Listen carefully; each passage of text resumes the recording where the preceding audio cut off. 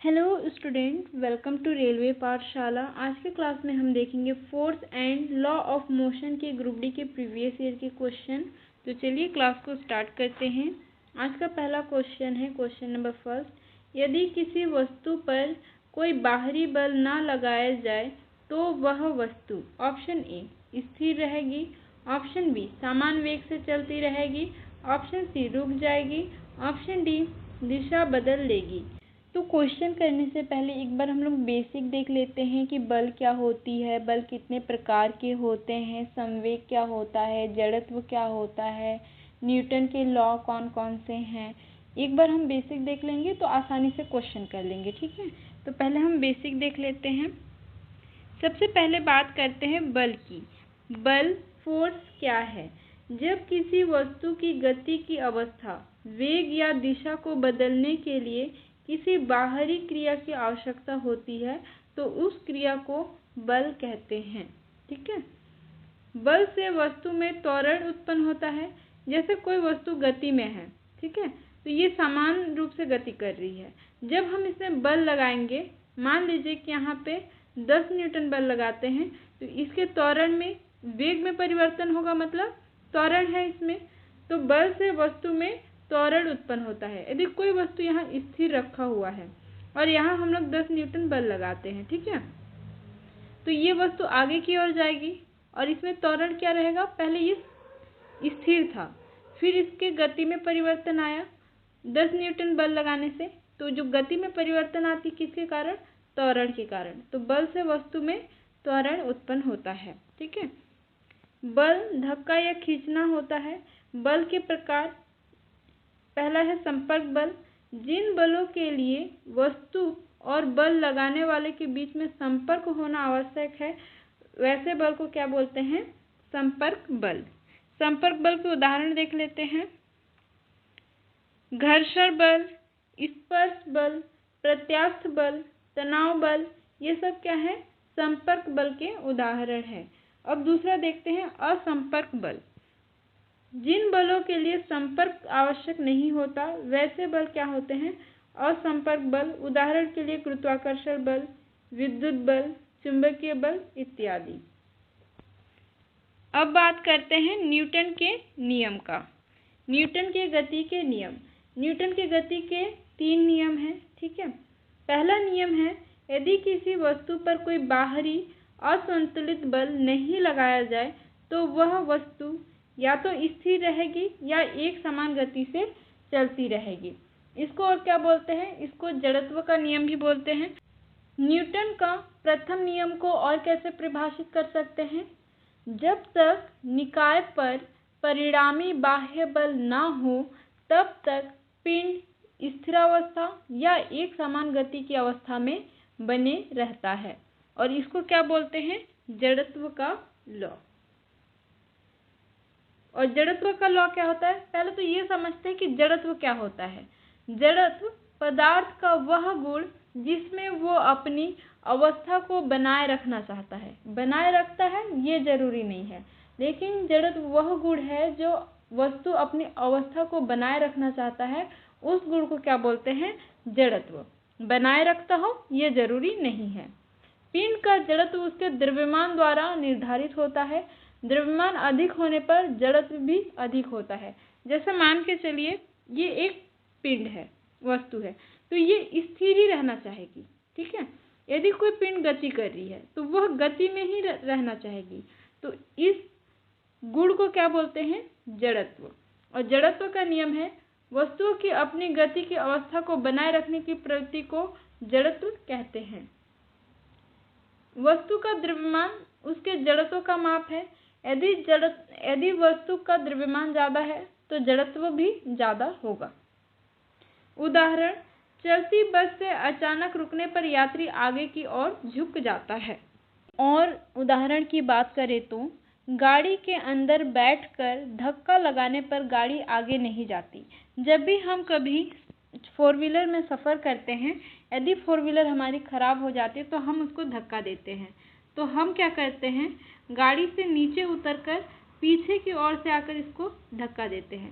यदि हम चाहे तो अंदर बैठ के भी तो धक्का दे सकते हैं गाड़ी को, लेकिन यदि हम अंदर बैठ के गाड़ी को धक्का देंगे तो गाड़ी आगे नहीं बढ़ेगी, क्योंकि गति का प्रथम नियम कहता है यदि किसी वस्तु पर कोई बाहरी असंतुलित बल नहीं लगाया जाए तो वह वस्तु या तो स्थिर रहेगी या समान गति से चलती रहेगी।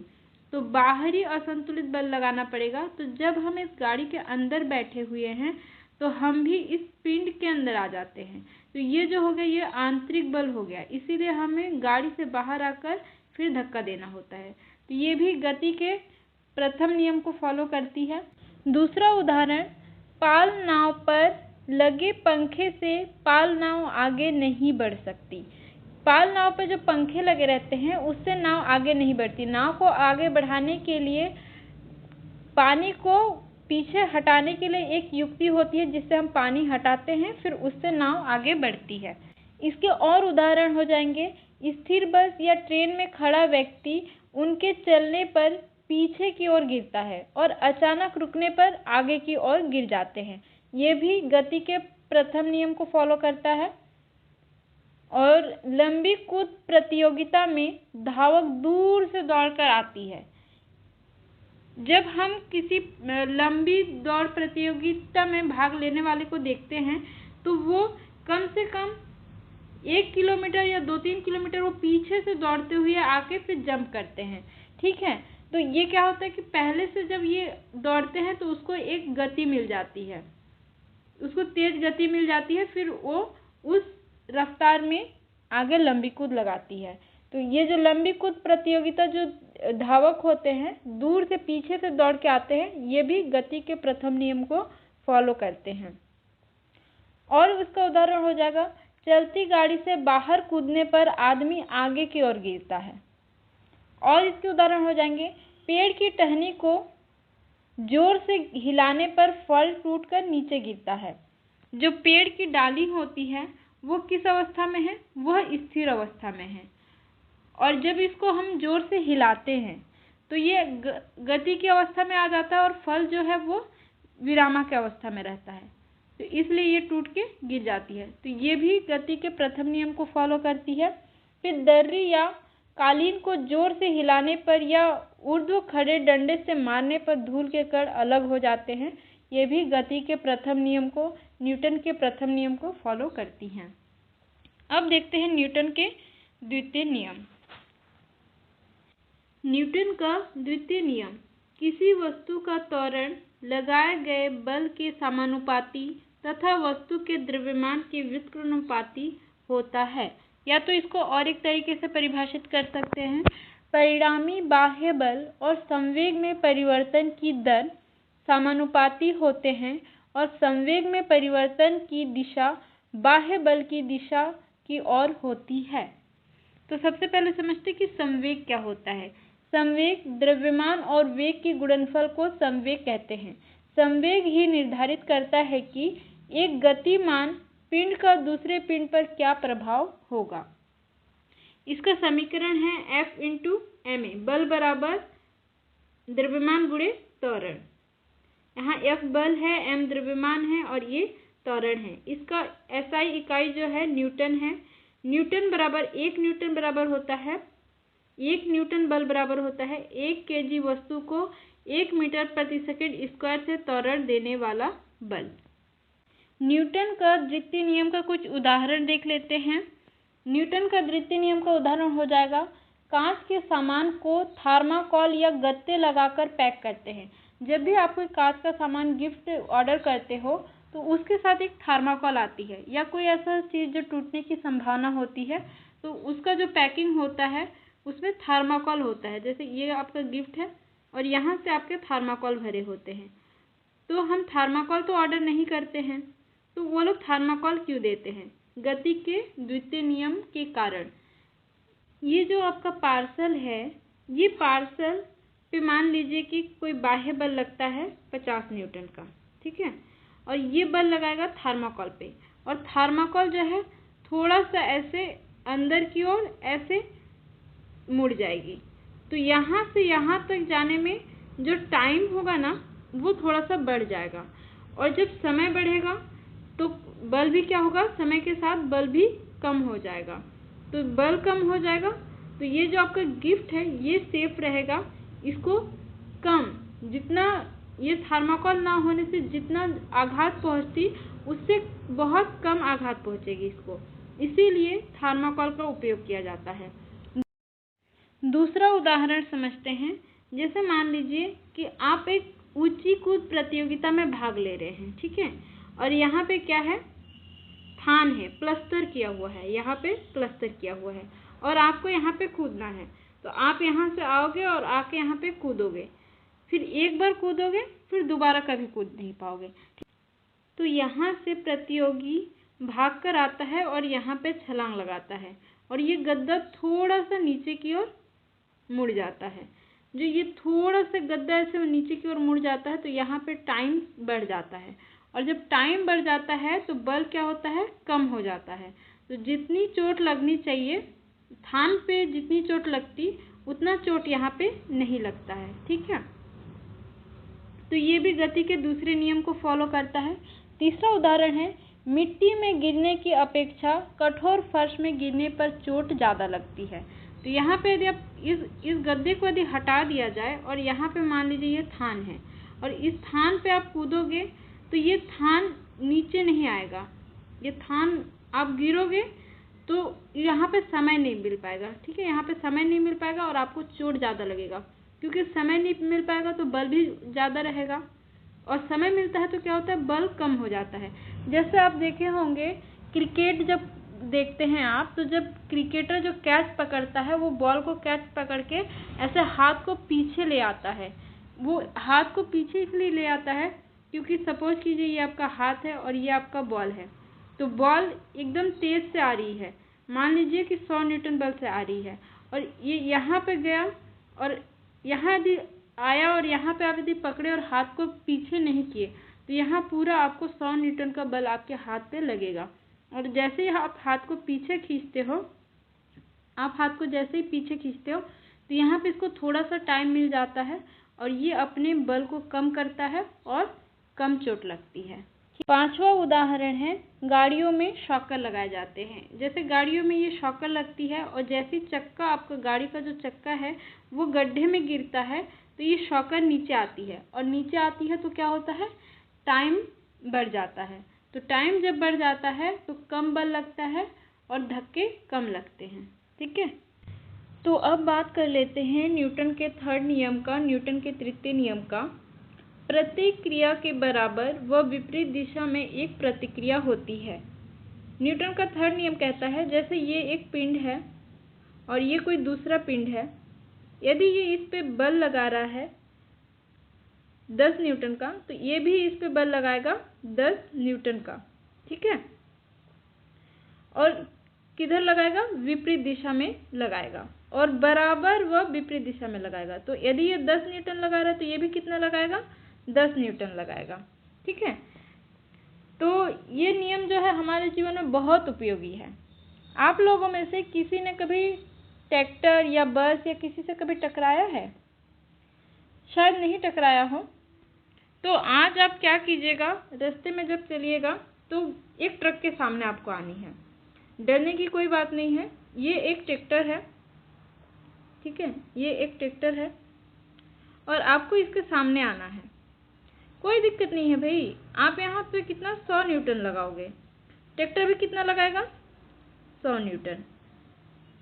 ये आप 100 न्यूटन लगाए, ट्रैक्टर 100 न्यूटन लगाया, परिणामी बल 0, ना ट्रैक्टर को कोई नुकसान ना आपको कोई नुकसान, ठीक है। जैसे आप लोगों में से बाइक तो बहुत लोग चलाते होंगे, तो बाइक में क्या होता है, ब्रेक लगाना पड़ता है, तो ब्रेक लगाने में बल लगती है, तो अब से आपको ब्रेक नहीं लगानी है। एक ये न्यूटन का थर्ड नियम लगाना है, ठीक है। क्या करना है, जब आप बाइक को घर पे लेके जाते हो तो आप ब्रेक लगाते हो रोकने के लिए, आपको ब्रेक नहीं लगानी है। घर में आपकी दीवार होगा, उस दीवार पे जाके सीधा ठोकना है। आपका बाइक लगा के कितना, 100 न्यूटन, और दीवार उसके विपरीत कितना लगाएगी, 100 न्यूटन, परिणामी बल 0, ना आपको कोई नुकसान और ना ही आपके दीवार को कोई नुकसान, ठीक है। ये भी छोड़िए, जब आप बाइक लेके जाते हैं और सामने ट्रैफिक होता है, रेड लाइट होता है, तब आपको क्या करना होता है, गाड़ी रोकना होता है। अब यहाँ तो आपको ब्रेक की ज़रूरत पड़ेगी, नहीं तो चालान कट जाएगा। तो यहाँ आपको क्या करना है, ब्रेक नहीं लगानी, यहाँ भी ब्रेक की ज़रूरत नहीं है। गाड़ी से ब्रेक आज घर पे ना गाड़ी से ब्रेक खोल के फेंक देना आज के बाद, क्योंकि यहाँ भी ब्रेक की ज़रूरत नहीं है। जब भी कोई रेड लाइट में वहाँ पे और भी गाड़ी होंगी, आपको क्या करना है, उस गाड़ी में सीधा जाके टक्कर मार देनी है। जिसका गाड़ी रहेगा वो आके आपको थोड़ा सा एक थप्पड़ लगाएगा। आपको उसको बोलना है कि अरे भाई गुस्सा मत हो, नाराज़ मत हो। उसको न्यूटन का थर्ड नियम समझाना है कि देख, मैंने तेरे बाइक पे कितना 100 न्यूटन लगाया और तेरी बाइक ने मेरे बाइक पे कितना लगाया, 100 न्यूटन। न तेरा कोई नुकसान न मेरा कोई नुकसान, तो तू भी गुस्सा मत हो और मेरे को तो कोई आपत्ति है ही नहीं, ठीक है। फिर वो गुस्से में जब, अब फिजिक्स हर किसी को कहाँ समझ में आती है, तो फिर जब वो आपको गुस्से में एक थप्पड़ जड़ दे तो भी आपको कुछ नहीं करना है, आपको खुश होना है, क्योंकि आपके फेस पे उसने कितना लगाया, 200 न्यूटन, और आपके फेस ने उस पर कितना लगाया, 200 न्यूटन। एकदम खुश हो जाना है भाई, एकदम खुश, ठीक है। और उसको ये बोलना है कि भाई तेरा दिल ना भरा हो तो एक थप्पड़ इधर भी तो जड़ सकता है, 2-4 और जड़ दे, क्योंकि वो आपको 200 लगाएगा तो आप भी तो उस पर 200 लगा रहे हो ना, तो दिक्कत तो है ही नहीं। कोई दिक्कत है क्या, कोई दिक्कत नहीं है भाई। प्रतिक्रिया के बराबर व विपरीत दिशा में एक प्रतिक्रिया होती है, वो भी बराबर और विपरीत दिशा में। आप यदि आपके फेस पे उसने लगाया तो आपके फेस ने भी तो उसको लगाया 200 न्यूटन, है कि नहीं। तो और हाँ, जब आप ट्रक के सामने आए तो आप बिल्कुल डरना नहीं, ठीक है। ज़्यादा से ज़्यादा क्या होगा, क्या ही होगा, ज़्यादा से ज़्यादा न्यूटन के पास पहुंच जाओगे। तो आप कम से कम न्यूटन से जाके पूछ तो सकते हो कि भाई आपका थर्ड लॉ लगाया था, मैं आपके पास कैसे पहुंच गया, जाके पूछ तो सकते हो। तो इसमें डरने की तो कोई बात है ही नहीं। तो मुझे उम्मीद है कि इस नियम को 8-10 लोग तो फॉलो करेंगे। तो कल मैं कमेंट में उनका वेट करूँगी, ठीक है। और नहीं तो फिर न्यूटन तो उधर वेट करेंगे ही, या तो मैं कमेंट में वेट करूँगी या तो न्यूटन उधर वेट करेंगे। और मुझे लगता है कि महात्मा गांधी जी को भी न्यूटन का थर्ड लॉ बहुत पसंद था और बहुत ज़्यादा फॉलो भी करते थे। तभी तो वो कहते थे कि यदि कोई एक गाल पर थप्पड़ मारे तो दूसरा गाल आगे कर देना चाहिए, क्योंकि महात्मा गांधी जी को बराबर पता था कि यदि मेरे फेस पे किसी ने 200 न्यूटन लगाया तो मैं भी तो उस पर 200 न्यूटन लगा रहा हूँ। तो ये महात्मा गांधी जी को भी पता था और अब हमें भी पता हो गया है। तो चलिए इस नियम को थोड़ा और अच्छे से समझते हैं। जैसे ये एक टेबल है और ये एक टेबल है, ये मेरे घर का टेबल है और ये आपके घर का टेबल है, और यहाँ पे इस टेबल पे रखा हुआ है एक पेन और आपके घर के इस टेबल पे रखा हुआ है एक पेन, ठीक है। इसको मैं उठाने की कोशिश कर रही हूँ, इस पे मैं 10 न्यूटन का बल लगा रही हूँ, लेकिन ये पेन मेरे से उठ ही नहीं रहा है। क्यों? क्योंकि यहाँ से आप इस पे 10 न्यूटन का बल लगा रहे हो, इसीलिए ये पेन नहीं उठ रहा है। ऐसा संभव है क्या? ऐसा संभव नहीं है, क्योंकि ये जो पिंड है इस पे जो मैं 10 न्यूटन का बल लगा रही हूँ ये इस निकाय के लिए है, और आप जो ये 10 न्यूटन का बल लगा रहे हो ये इस निकाय के लिए है। तो परिणामी बल तभी होता है, एक निकाय के लिए होता है। अलग अलग पिंडों के लिए या अलग अलग निकायों के लिए परिणामी बल एक कैसे हो सकता है ना। तो यहाँ पे जब आप ट्रैक्टर से टकरा रहे थे, ठीक है, यहाँ पे जब आप ट्रैक्टर से टकरा रहे थे तो ट्रैक्टर को आप कितना बल दे रहे थे? 5000 न्यूटन, ठीक है, 5000 न्यूटन, और ट्रैक्टर आप पे कितना लगा रहा था? 5000 न्यूटन। तो भाई परिणामी बल इसका शून्य कैसे हो सकता है? ये अलग निकाय है और ये अलग निकाय है। तो ये जो 5000 बल है जो ट्रैक्टर आप पे लगा रहा है वो बल 5000 आप पे लग रहा है, और जो आप 5000 बल लगा रहे हो 5000 न्यूटन बल वो ट्रैक्टर पे लग रहा है। तो दोनों निकायों का बल, परिणामी बल शून्य नहीं होगा। दोनों निकायों का अलग अलग बल और अलग अलग प्रभाव होगा। तो इससे आप सीधा उठ जाओगे, नहीं उठ जाओगे, ठीक है। तो ट्रैक्टर का जो 500 न्यूटन का बल है इससे आप सीधा कहाँ? ऊपर की ओर उठ जाओगे, ठीक है। और ट्रैक्टर पे आपका जो 5000 न्यूटन बल है उसका कोई प्रभाव नहीं पड़ेगा, ठीक है। तो जब दो अलग अलग निकाय हैं तो अलग अलग निकायों का परिणामी बल कभी भी शून्य नहीं होता है, ठीक है। ये बात आपको यहाँ पे समझनी है, ठीक है। तो न्यूटन का जो थर्ड लॉ है, प्रत्येक क्रिया के बराबर व विपरीत दिशा में एक प्रतिक्रिया होती है, ये तो ठीक है, लेकिन एक लाइन आपको यहाँ पे ये और समझना पड़ेगा कि ये क्रिया और प्रतिक्रिया बल समान परिणाम के तो होते हैं, लेकिन ये दोनों अलग अलग पिंडों पे लगते हैं और विपरीत दिशा में लगते हैं, ठीक है।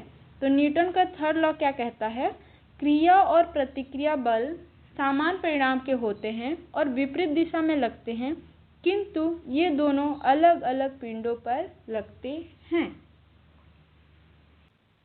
इसका समीकरण है F1 बराबर F2, और ये जो माइनस है ये माइनस दिशा दिखा रही है। ये माइनस जो है, माइनस का मतलब है विपरीत दिशा में। उदाहरण की यदि बात करें तो बंदूक चलाने पर बंदूक पीछे की ओर झटका खाती है। जब आप बंदूक चलाओगे तो बंदूक से जब गोली निकलेगी तो आपको पीछे की ओर धक्का लगेगा।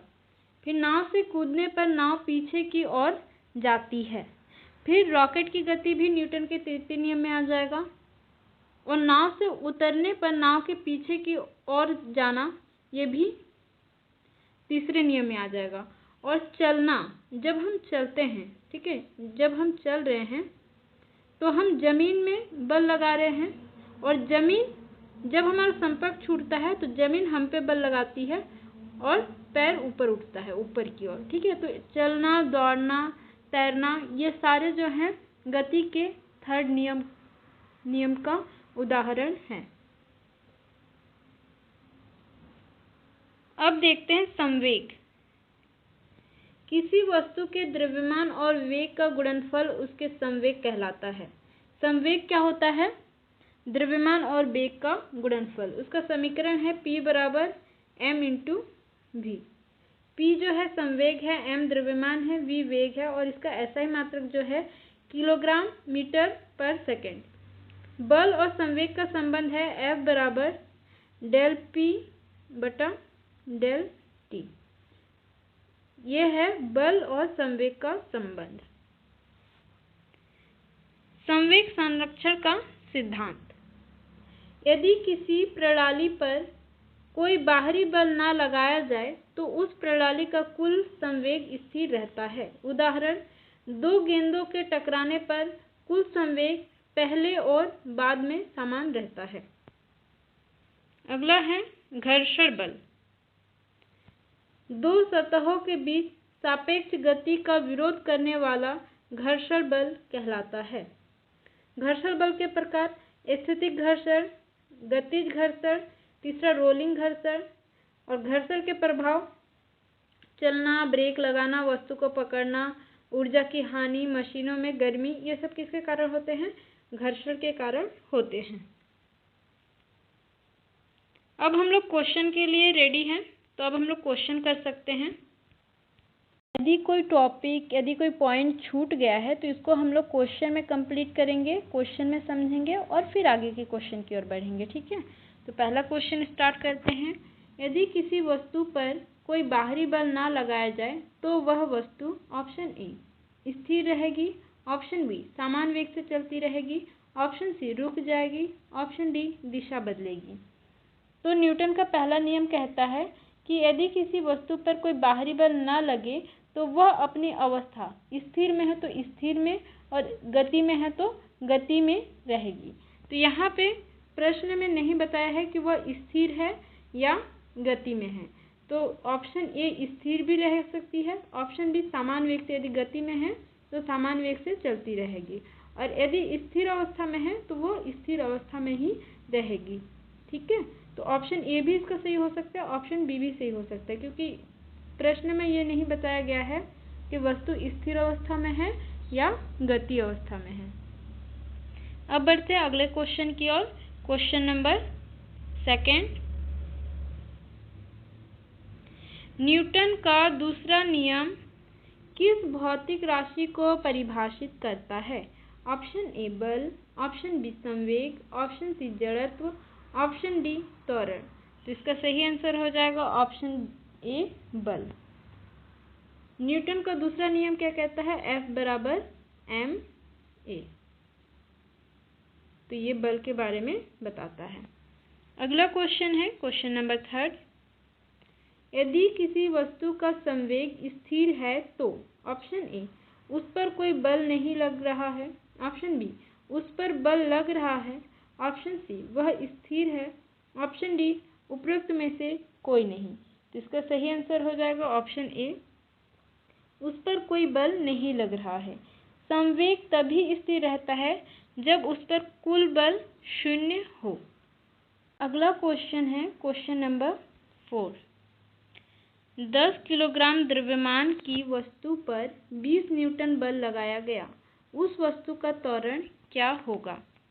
मान लीजिए कि ये कोई वस्तु है, इसका वेट कितना है? 10 किलोग्राम, 10 किलोग्राम, और इस पे कितना 20 न्यूटन का बल लगाया जा रहा है। ठीक है, तो फॉर्मूला क्या होता है? F बराबर ma। F यहाँ पे दिया हुआ है कितना? 20 न्यूटन। F बराबर 20 न्यूटन। m यहाँ पे दिया हुआ है कितना? 10 kg। और त्वरण हम लोग को ज्ञात करना है। तो इस a को हम लोग बाहर निकाल देते हैं। F बटे ये जो m है ये के साथ गुणे में है, यहाँ आ जाएगा, तो बटे में F बटे m बराबर यहाँ क्या आ गया? a। तो त्वरण बराबर हो जाएगा, इस समीकरण में हम लोग मान रखेंगे। तो F बराबर कितना है? 20 न्यूटन। तो 20 और m कितना है? 10 kg बटे 10। तो ये 0 0 गया। तो 2 मीटर प्रति सेकंड का स्क्वायर, ये क्या हो जाएगा? ए त्वरण। तो इसका सही आंसर हो जाएगा ऑप्शन बी 2 मीटर प्रति सेकंड का स्क्वायर। त्वरण मीटर प्रति सेकंड स्क्वायर में आता है, तो ऑप्शन बी इसका सही आंसर हो जाएगा। अब है अगला क्वेश्चन क्वेश्चन नंबर 5। न्यूटन के तृतीय नियम के अनुसार ऑप्शन ए बल बराबर द्रव्यमान इंटू त्वरण, यह तो होता है द्वितीय नियम के अनुसार। हर क्रिया के बराबर और विपरीत प्रतिक्रिया होती है।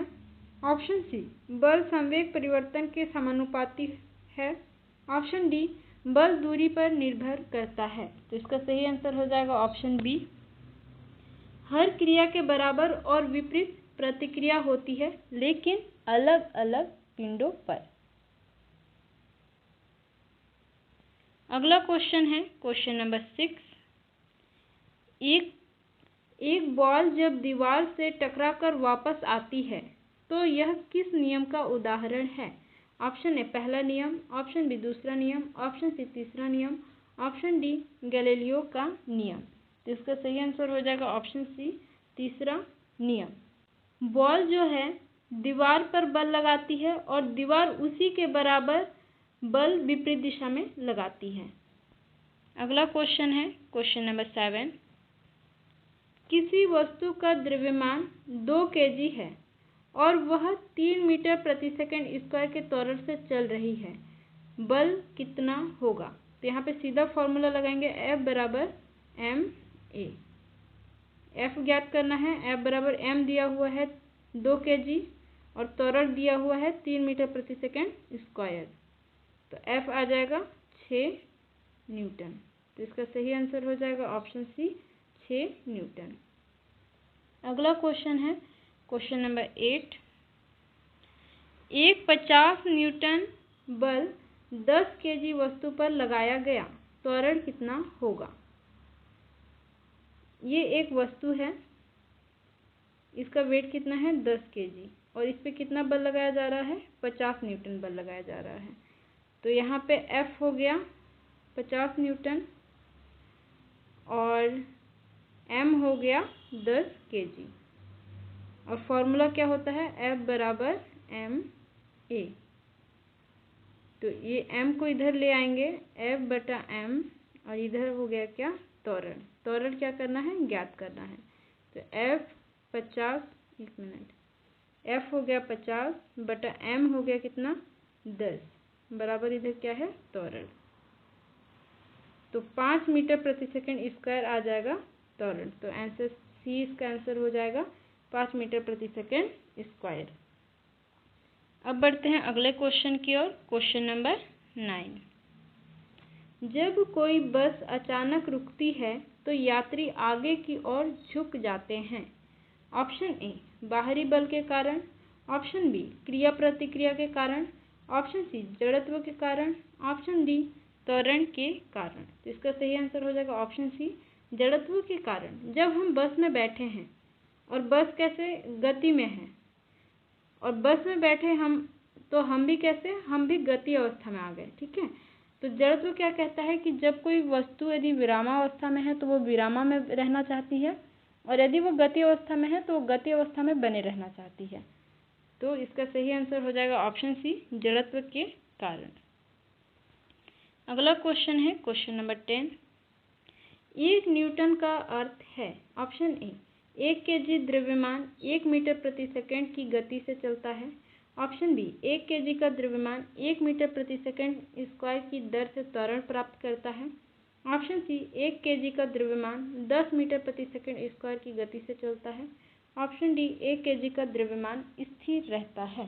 तो इसका सही आंसर हो जाएगा ऑप्शन बी 1 kg का द्रव्यमान 1 मीटर प्रति सेकंड स्क्वायर की दर से त्वरण प्राप्त करता है। अगला क्वेश्चन है क्वेश्चन नंबर 11। बल का एसआई मात्रक क्या है। Option A joule, option B watt, option C newton, option D pascal. तो इसका सही आंसर हो जाएगा ऑप्शन सी न्यूटन। अगला क्वेश्चन है क्वेश्चन नंबर 12। संवेग का एसआई मात्रक क्या है। ऑप्शन ए किलोग्राम मीटर पर second, option B newton second, option C दोनों ए और बी, ऑप्शन डी कोई नहीं। तो इसका सही आंसर हो जाएगा ऑप्शन सी दोनों। किलोग्राम मीटर पर सेकेंड भी है और न्यूटन सेकेंड भी है संवेग का एसआई मात्रक। अगला क्वेश्चन है क्वेश्चन नंबर 13। यदि किसी वस्तु पर कोई बल नहीं लग रहा हो तो उसका संवेग ऑप्शन ए बढ़ेगा, ऑप्शन बी घटेगा, ऑप्शन सी स्थिर रहेगा, ऑप्शन डी अनिश्चित होगा। तो इसका सही आंसर हो जाएगा ऑप्शन सी स्थिर रहेगा। अगला क्वेश्चन है क्वेश्चन नंबर 14। एक 4 kg वस्तु को 2 मीटर प्रति सेकंड स्क्वायर त्वरण देने के लिए कितना बल चाहिए। तो यहाँ पे सीधा फॉर्मूला लगा सकते हैं F बराबर एम ए। F ज्ञात करना है, M दिया हुआ है कितना 4 kg और त्वरण दिया हुआ है 2 मीटर प्रति सेकंड का स्क्वायर। तो यहाँ हो जाएगा 8, F बराबर 8 न्यूटन बल। तो ऑप्शन डी इसका सही आंसर हो जाएगा। अगला क्वेश्चन है क्वेश्चन नंबर 15। एक क्रिकेट गेंद जब बल्ले से टकराती है तो ऑप्शन ए केवल बल्ला बल लगाता है, ऑप्शन बी केवल गेंद बल लगाती है, ऑप्शन सी दोनों पर समान और विपरीत बल लगता है, ऑप्शन डी दोनों पर कोई बल नहीं लगता। तो इसका सही आंसर हो जाएगा ऑप्शन सी दोनों पर समान और विपरीत बल लगता है। अब बढ़ते हैं अगले क्वेश्चन की ओर। Question number 16। यदि किसी वस्तु का संवेग 40 किलोग्राम मीटर पर सेकेंड है और उसका द्रव्यमान 10 किलोग्राम है तो उसका वेग क्या होगा। तो यहाँ पे सीधा हम लोग फॉर्मूला रख सकते हैं क्या, P बराबर m इंटू भी। ये संवेग का फॉर्मूला होता है। ठीक है, संवेग यहाँ पे P दिया हुआ है 40 किलोग्राम, m यहाँ पे दिया हुआ है 10 किलोग्राम और v यहाँ पे ज्ञात करना है। तो ये 40 किलोग्राम और यहाँ पे 10 गुणे में है, इधर आ जाएगा तो बटे में, और यहाँ पे आ जाएगा v वेग। तो v बराबर हो जाएगा 4 मीटर पर second, option C correct answer. अगला क्वेश्चन है क्वेश्चन नंबर 17। किसी वस्तु का संवेग परिवर्तन समय के व्युत्क्रमानुपाती होता है, यह कथन ऑप्शन ए गलत है, ऑप्शन बी न्यूटन के प्रथम नियम पर आधारित है, ऑप्शन सी न्यूटन के द्वितीय नियम पर आधारित है, ऑप्शन डी न्यूटन के तृतीय नियम पर आधारित है। तो इसका सही आंसर हो जाएगा ऑप्शन सी न्यूटन के द्वितीय नियम पर आधारित है। अगला क्वेश्चन है क्वेश्चन नंबर 18। जब एक व्यक्ति नाव से कूदता है तो नाव पीछे की ओर क्यों जाती है? ऑप्शन ए जल प्रतिरोध के कारण, ऑप्शन बी गुरुत्वाकर्षण बल के कारण, ऑप्शन सी क्रिया प्रतिक्रिया बल के कारण, ऑप्शन डी कोई नहीं। तो इसका सही आंसर हो जाएगा ऑप्शन सी क्रिया प्रतिक्रिया बल के कारण। अगला क्वेश्चन है क्वेश्चन नंबर 19। जड़त्व द्रव्यमान किस पर निर्भर करता है? ऑप्शन ए वेग, ऑप्शन बी आकार, ऑप्शन सी द्रव्यमान, ऑप्शन डी ऊंचाई। इसका सही आंसर हो जाएगा ऑप्शन सी द्रव्यमान। अगला क्वेश्चन है क्वेश्चन नंबर 20। किसी वस्तु का द्रव्यमान 2 गुना और वेग 3 गुना किया जाए तो संवेग में परिवर्तन होगा। ऑप्शन ए 2 गुना, ऑप्शन बी 3 गुना, ऑप्शन सी 5 गुना, ऑप्शन डी 6 गुना। तो संवेग का फॉर्मूला होता है P बराबर m इंटू v। m को यदि 2 गुना कर दिया जाए, द्रव्यमान 2 गुना कर दिया जाए और वेग 3 गुना कर दिया जाए तो संवेग कितना गुना हो जाएगा? 3 दूना 6 गुना। इसका सही आंसर हो जाएगा ऑप्शन डी 6 गुना। अगला क्वेश्चन है क्वेश्चन नंबर 21। किसी क्रिया का संवेग किस दिशा में होता है? ऑप्शन ए बल की दिशा में, ऑप्शन बी बल के विपरीत दिशा में, ऑप्शन सी लंबवत दिशा में, ऑप्शन डी कोई निश्चित दिशा नहीं है। तो इसका सही आंसर हो जाएगा ऑप्शन ए बल की दिशा में। अगला क्वेश्चन है क्वेश्चन नंबर 22। जब आप बंदूक से गोली चलाते हैं तो बंदूक पीछे की ओर झटका खाती है क्योंकि बंदूक भारी है, ऑप्शन बी गोली हल्का है, ऑप्शन सी संवेग संरक्षण के कारण, ऑप्शन डी घर्षण के कारण। तो इसका सही आंसर हो जाएगा ऑप्शन सी संवेग संरक्षण के कारण।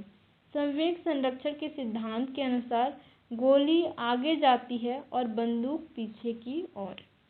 अगला क्वेश्चन है क्वेश्चन नंबर 23।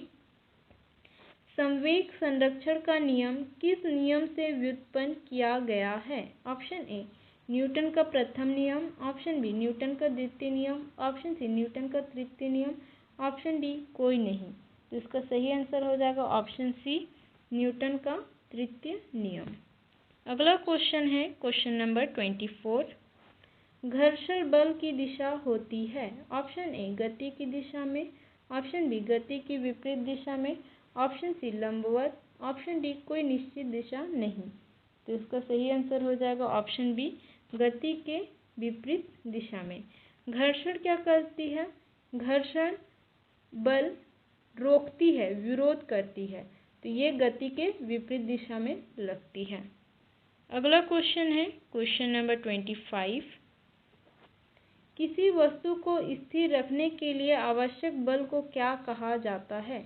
ऑप्शन ए घर्षण, ऑप्शन बी जड़त्व, ऑप्शन सी स्थैतिक बल, ऑप्शन डी संतुलित बल। तो इसका सही आंसर हो जाएगा ऑप्शन डी संतुलित बल। अगला क्वेश्चन है क्वेश्चन नंबर 26। गतिशील वस्तु को रोकने के लिए किस प्रकार का बल चाहिए? ऑप्शन ए समान दिशा में, ऑप्शन बी विपरीत दिशा में, ऑप्शन सी लंबवत दिशा में, ऑप्शन डी कोई नहीं। तो इसका सही आंसर हो जाएगा ऑप्शन बी विपरीत दिशा में। अगला क्वेश्चन है क्वेश्चन नंबर 27। किसी बल का प्रभाव किस पर निर्भर करता है? ऑप्शन ए बल के परिमाण, ऑप्शन बी बल की दिशा पर, ऑप्शन सी बल के लगने के बिंदु पर, ऑप्शन डी उपयुक्त सभी। तो इसका सही आंसर हो जाएगा ऑप्शन डी उपयुक्त सभी। अगला क्वेश्चन है क्वेश्चन नंबर 28। दो समान बल विपरीत दिशाओं में कार्य करते हैं तो ऑप्शन ए वे जुड़ जाते हैं, ऑप्शन बी वे घट जाते हैं, ऑप्शन सी कुल बल शून्य होता है, ऑप्शन डी बल बढ़ जाता है। तो इसका सही आंसर हो जाएगा ऑप्शन सी कुल बल शून्य होता है। अगला क्वेश्चन है क्वेश्चन नंबर 29। यदि बल और त्वरण की दिशा विपरीत हो तो वस्तु ऑप्शन ए तेज होगी, ऑप्शन बी धीमी होगी, ऑप्शन सी स्थिर रहेगी, ऑप्शन डी दिशा बदल देगी। तो इसका सही आंसर हो जाएगा ऑप्शन बी, धीमी होगी। अगला क्वेश्चन है क्वेश्चन नंबर 30। न्यूटन के गति के नियमों को सबसे पहले प्रयोगात्मक रूप से किसने सिद्ध किया था? Option A Galileo, option B Newton, option C Kepler, option D pascal.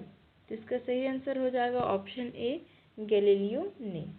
अगला क्वेश्चन है क्वेश्चन नंबर 31।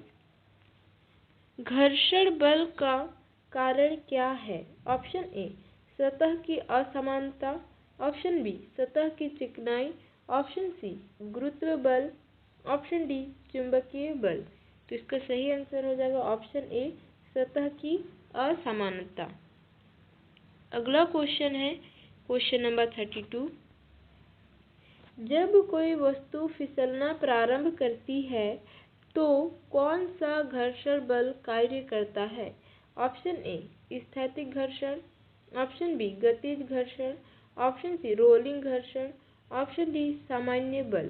तो इसका सही आंसर हो जाएगा ऑप्शन बी, गतिज घर्षण। अगला क्वेश्चन है क्वेश्चन नंबर 33। पहियों के प्रयोग से घर्षण बल ऑप्शन ए बढ़ता है, ऑप्शन बी घटता है, ऑप्शन सी समान रहता है, ऑप्शन डी समाप्त हो जाता है। तो इसका सही आंसर हो जाएगा ऑप्शन बी, घटता है। अगला क्वेश्चन है क्वेश्चन नंबर 34। यदि वस्तु पर असंतुलित बल लगाया जाए तो ऑप्शन ए वस्तु की गति बदलती है, ऑप्शन बी वस्तु की स्थिति बदलती है, ऑप्शन सी दोनों ए और बी, ऑप्शन डी कोई नहीं। तो इसका सही आंसर हो जाएगा ऑप्शन सी, दोनों ए और बी। अगला क्वेश्चन है क्वेश्चन नंबर 35। संवेग संरक्षण का नियम केवल तब लागू होता है जब ऑप्शन ए बाहरी बल उपस्थित हो, ऑप्शन बी कोई बाहरी बल ना हो, ऑप्शन सी वस्तु स्थिर हो, ऑप्शन डी वस्तु पर बल कार्य ना करे। तो इसका सही आंसर हो जाएगा ऑप्शन बी, कोई बाहरी बल ना हो। अगला क्वेश्चन है क्वेश्चन नंबर 36। यदि किसी वस्तु पर लगने वाले सभी बलों का योग 0 हो तो ऑप्शन ए वह त्वरण से चलेगी, ऑप्शन बी वह स्थिर या समान वेग से चलेगी, ऑप्शन सी वह रुक जाएगी, ऑप्शन डी दिशा बदल देगी। तो इसका सही आंसर हो जाएगा ऑप्शन बी, वह स्थिर या समान वेग से चलेगी। अगला क्वेश्चन है क्वेश्चन नंबर 37। निम्नलिखित में से कौन सा बल युग्म न्यूटन के तीसरे नियम का उदाहरण नहीं है? ऑप्शन ए पृथ्वी और मनुष्य के बीच गुरुत्वाकर्षण बल, ऑप्शन बी बंदूक और गोली, ऑप्शन सी हवा और पंखा, ऑप्शन डी बल्ब और विद्युत धारा। तो इसका सही आंसर हो जाएगा ऑप्शन डी, बल और विद्युत धारा जो है न्यूटन के तीसरे नियम का उदाहरण नहीं है। अगला क्वेश्चन है क्वेश्चन नंबर 38। किसी वस्तु पर 15 न्यूटन बल 3 सेकंड तक लगाया गया और वस्तु का द्रव्यमान 5 केजी है, प्राप्त त्वरण कितना होगा? तो यहाँ पे हम फॉर्मूला लगा सकते हैं F बराबर ma, न्यूटन का द्वितीय नियम। यहाँ पे F दिया हुआ है 15 न्यूटन और m दिया हुआ है 5 केजी और त्वरण ज्ञात करना है।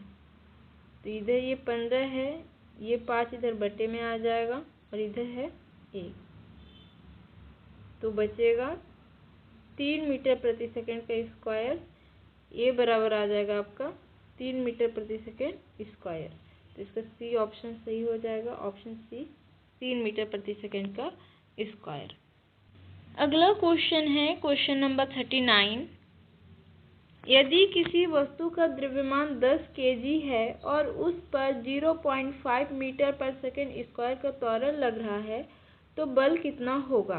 तो यहाँ पे हम लोग न्यूटन का दूसरा नियम लगा सकते हैं, F बराबर ma। F हम लोग को ज्ञात करना है, m दिया हुआ है 10 केजी और त्वरण दिया हुआ है a 0.5 मीटर पर सेकेंड स्क्वायर। तो F ज्ञात करना है तो F बराबर हो जाएगा 10 इंटू 0.5 मीटर पर सेकेंड स्क्वायर। तो जब हम लोग इसको मल्टीप्लाई करेंगे तो आ जाएगा कितना, 5। तो F बराबर हो जाएगा 5 न्यूटन। तो इसका सही आंसर हो जाएगा ऑप्शन डी, 5 न्यूटन। अगला क्वेश्चन है क्वेश्चन नंबर 40। बल का परिमाण ज्ञात करने का सूत्र क्या है? ऑप्शन ए F बराबर m by v, option B F बराबर m into v, option C F बराबर ma, ऑप्शन डी F बराबर a बटा m। तो इसका सही आंसर हो जाएगा ऑप्शन सी F बराबर ma। अगला क्वेश्चन है क्वेश्चन नंबर 41। जब कोई व्यक्ति चलती बस से अचानक कूदता है तो वह पीछे की ओर क्यों गिरता है? ऑप्शन ए बस आगे जा रही है, ऑप्शन बी हवा के कारण, ऑप्शन सी शरीर का जड़त्व, ऑप्शन डी गुरुत्वाकर्षण के कारण। तो इसका सही आंसर हो जाएगा ऑप्शन सी शरीर का जड़त्व। अगला क्वेश्चन है क्वेश्चन नंबर 42। किसी वस्तु का भार पृथ्वी पर 98 न्यूटन है, उसका द्रव्यमान क्या होगा? Option A 9.8 kg, option B 10 kg, option C 100 kg, option D 980 kg। तो इसका सही आंसर हो जाएगा ऑप्शन बी 10 kg। किसी वस्तु का भार पृथ्वी पर 98 न्यूटन है। तो पहले तो ये समझते कि भार क्या होता है, भार और द्रव्यमान क्या होता है। भार यानी वेट और द्रव्यमान यानी मास। तो द्रव्यमान में क्या होता है, गुरुत्व त्वरण शामिल होता है और वेट में गुरुत्व त्वरण नहीं होता। तो भार और द्रव्यमान के बीच में क्या संबंध हो गया, वेट बराबर मास इंटू गुरुत्वीय त्वरण। ठीक है, तो यहाँ पे वेट कितना है 98 न्यूटन और यहाँ पे मास ज्ञात करना है और गुरुत्वीय त्वरण क्या होता है 9.8 और यहाँ पे मास पूछा है। ठीक है, तो ये इंटू में है, इधर जब आ जाएगा ये बटे में 9.8 तो यहाँ आ जाएगा 10 किलोग्राम। तो इसका सही आंसर हो जाएगा ऑप्शन बी 10 किलोग्राम।